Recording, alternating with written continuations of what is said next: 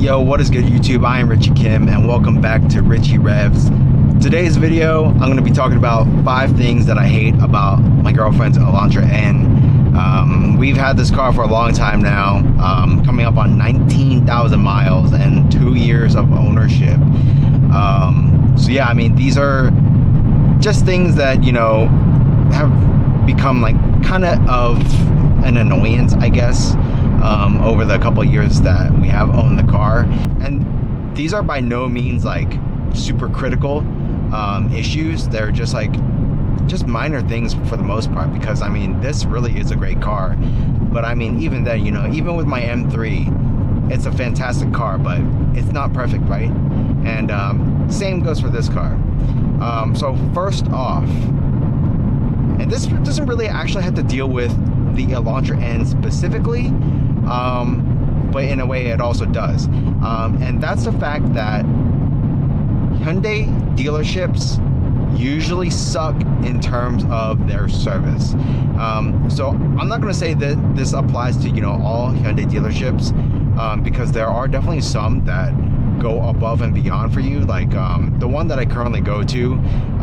The service reps, the technicians, they're all very, very helpful, and they always try their best to address any of the issues that I have with the car. So that's, you know, my experience with one place. There are other places that I have attempted to get service done, and they just weren't very receptive of, you know, the issues I was bringing up, and they basically said, oh, it's not a problem, like it's within spec, even though obviously it's not, right?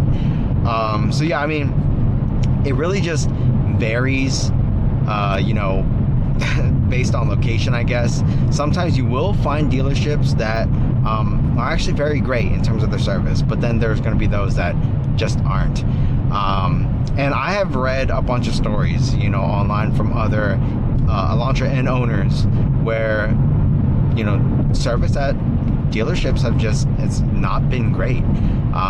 Whether it comes down to the actual technicians just not doing the job correctly, using the wrong oil for the car, which I see is a very frequent thing, and thankfully that's something that I haven't run into. Yeah, I mean, it just really boils down to whichever location you do decide to go to, which kind of sucks, but you know, it is what it is. So yeah, like I said, it's not directly related to the Elantra N, but it does tie in with, I guess, the Elantra N ownership experience. So that's number 1 on my list. Oh, also, just to mention, this list really isn't ordered in like the first to, like, you know, first to fifth. These are just overall top like 5 things that I just don't like about the Elantra N. So yeah, that's number 1. Number 2 is the interior quality. There are parts of this car interior wise that are pretty nice, like the seats are nice, the steering wheel is nice, like the turn stocks and, like, you know, these little buttons on the side, I guess, of the steering wheel, they all feel nice. But there are pieces of this car that just don't feel very premium. First up is there's just like a lot of creaks and rattles in this car, which is kind of expected, but also at the same time, not really. I mean, if you're paying, you know, $30,000 for a car, I would expect it to not creak and rattle. And yeah, maybe it's just a Hyundai Kia Genesis thing, I don't know, because in my Genesis G70 I actually had a rattle in my sunroof area that it was super annoying, and I tried multiple times to get it fixed and it just was not able to get fixed. So yeah, that happened, and I would say the creaks and rattles in this car are definitely not as major. They don't bother my girlfriend, they bother me though. So like, for some reason there's like a slight rattle noise coming from like where the seatbelt is, right over here on the driver's side. It's not there all the time, but sometimes it does come up.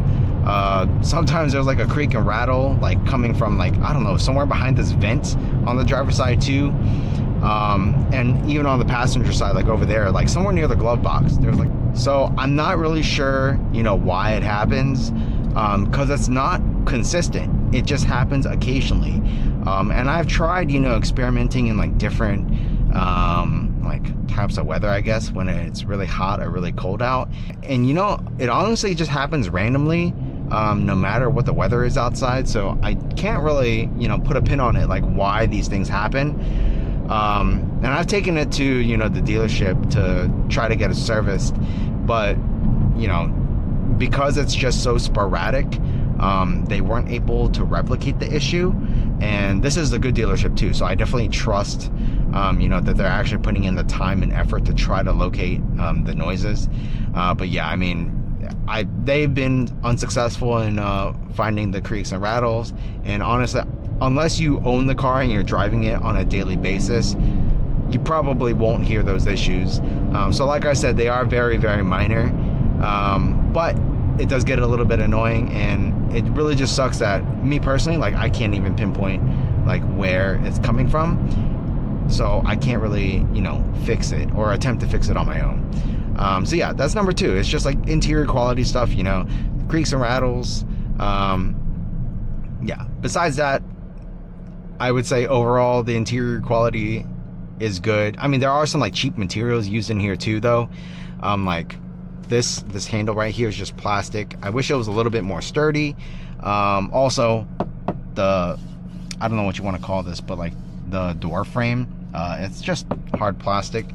If it was like soft touch, molded, injection molded plastic or whatever it's called, that would have been nice. But yeah, I mean, material quality could have been a little bit better, but it is what it is. It's like a $30,000 car, so I totally get it.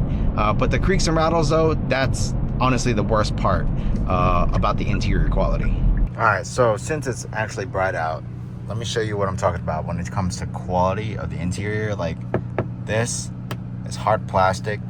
Yeah, I mean, this is also hard plastic, and it's like you can kind of move it. I wish they really used this material everywhere instead of like this hard plastic over here. I mean, it would have just been like a nicer touch. But those are like the types of like interior like quality things I was talking about. Obviously, I still have like the creaking noise over there, and then there's like a creaking noise somewhere like in this B pillar. I have no idea where it's coming from. But yeah, I mean, yeah, just thought I'd show you all because it is bright outside now.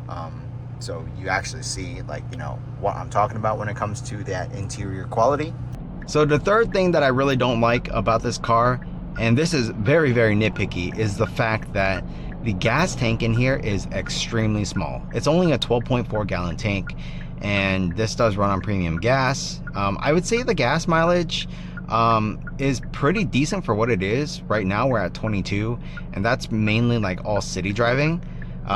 If you are on the highway, you can get up in the 30s, which is awesome. But when it does come to, just driving around town, you really do feel the presence of that 12.4 gallon tank, because we honestly go through gas really quickly if we are driving this car primarily. You might have to fill up once every week. Maybe that's normal for other people, but for us, it feels like we are hitting the gas station way more frequently than we did with any of our other previous cars. I think it's just because the gas tank is so small. It's not that the gas mileage is bad, but it's just purely because the gas tank is so small that we end up going to the gas station more often, which is fine. Like, the gas mileage is pretty damn good, so we have no complaints there. It's just we wish the gas tank was a little bit bigger,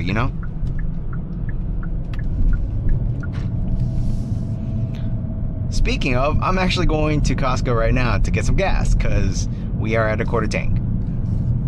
Alright, so the fourth thing that I don't like about this car, and this is also very, very nitpicky, is the fact that this car doesn't have LED turn signals. Like, I don't understand why. Like, they have LED headlights, taillights, even the light bar in the back, it's all nice and modern looking, but then they don't have LED turn signals. I don't understand why. Like, is it really that much more expensive to just make the turn signals on this car LED? Like, it would look so much better. you know, makes the car look better, has a more modern feel to it. And yeah, I just don't understand why. Like I said, super nitpicky issue, but it is something that kind of stood out to me, because it just, I don't know, it kind of ruins the flow, it ruins the vibe of the car a little bit. I don't know. It's just something that I wish it did have.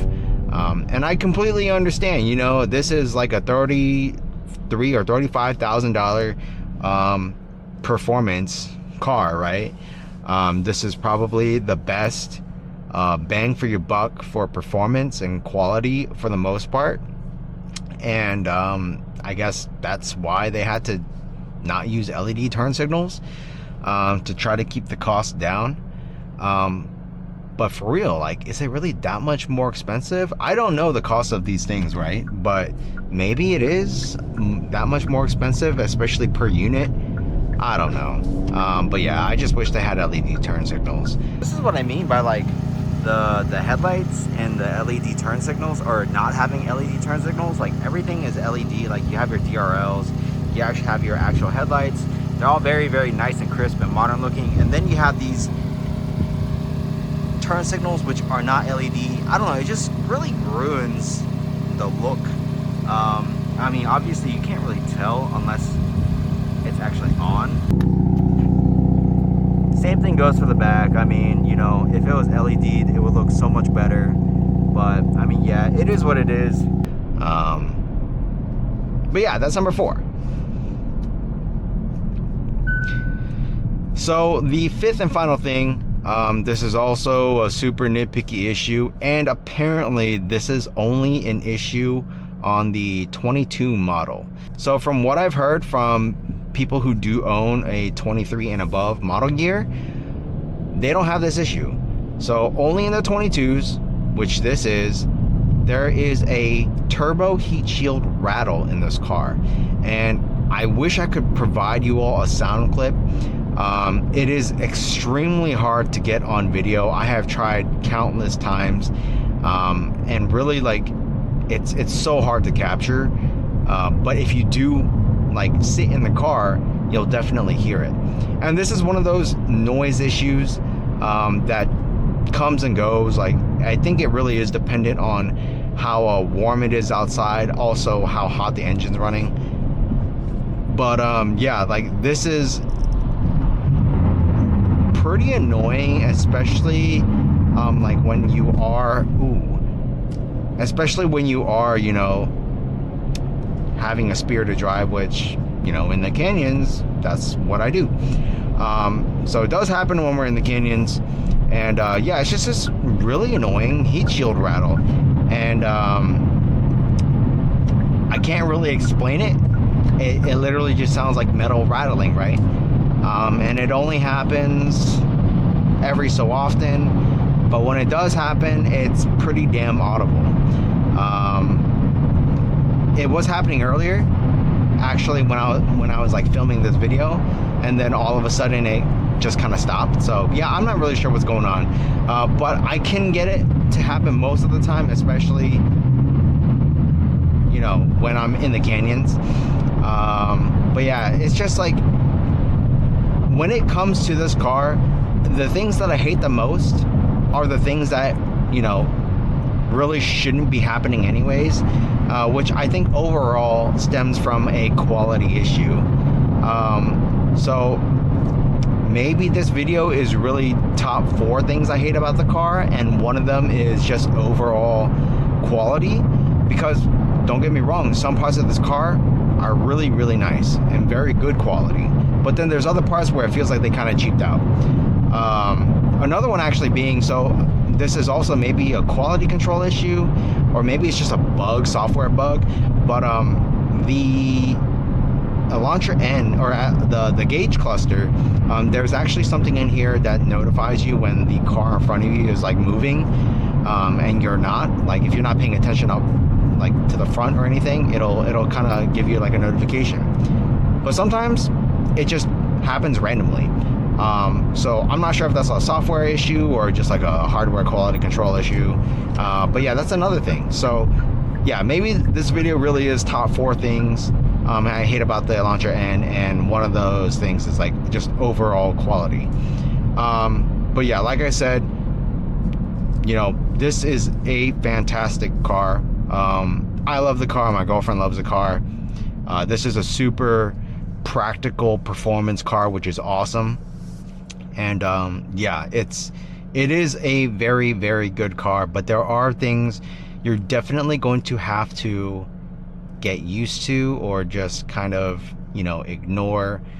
Maybe I'm the only one in particular that has like these creaking and rattle noise issues in the interior of the car. But at least when it comes to like this notification thing that happens in the gauge cluster and the turbo heat shield rattle, there are others who have also had the same issues. Obviously the 22 heat shield rattle, apparently Hyundai fixed it for the 23 model years and up, but other 22 owners have had the same issue. So yeah, at least they fixed it, right? But it kind of sucks that the dealerships can't fix it for me. So yeah, that kind of ties back to, like, I don't know. It's just like weird quirks, right, that come along with the car that you do have to get used to. But overall, still a fantastic car. It's just like some minor things that I, you know, quote unquote hate about the car. But yeah, you know, that's pretty much it. I hope you all enjoyed the video. If you all want to see like I guess like a 20k mile review of the car, let me know in the comments down below. I will also most likely be doing a 10,000 mile review on my G80 M3, so stay tuned for that. Obviously I'm going to be posting, you know, more like car meet videos, more canyon drives, maybe some cruises down PCH. We'll see about that. But yeah, thank you all for watching. Let me know what you think about the video in the comments down below, but that's pretty much it. I'll catch you in the next one.